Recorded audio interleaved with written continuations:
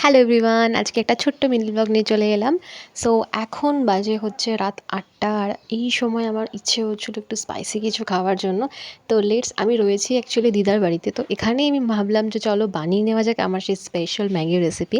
তোমরা জানোই আমার আগের একটা ব্লগে তোমরা দেখেছো যে তোমাদের সাথে কিন্তু আমি শেয়ার করেছিলাম একটা ভেজ ম্যাগি রেসিপি আগের দিন, কিন্তু আজ আমি তোমাদের সাথে একটা ননভেজ ম্যাগি রেসিপি শেয়ার করছি।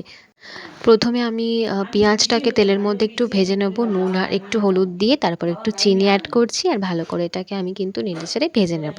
তারপর আমি একটু টমেটো সস এখানে অ্যাড করছি আর ভালো করে এটাকে কষিয়ে নেব। দেন আমি সেদ্ধ করে রাখা ম্যাগিটাকে এর মধ্যে দিয়ে আবারও ভালো করে নেড়েচেড়ে নেব, আর লাস্টে আমি গ্রিন চিলি দেবো আর ম্যাজিক মশলা মানে ম্যাগিতে যে মশলাটা দেয় সেটা আমি এর মধ্যে দিয়ে দেবো।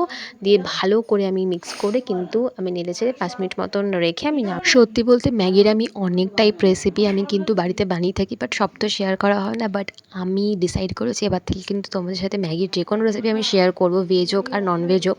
আজকের রেসিপিটা কেমন লাগলো জানিও, বাড়িতে অবশ্যই ট্রাই করো। বাই।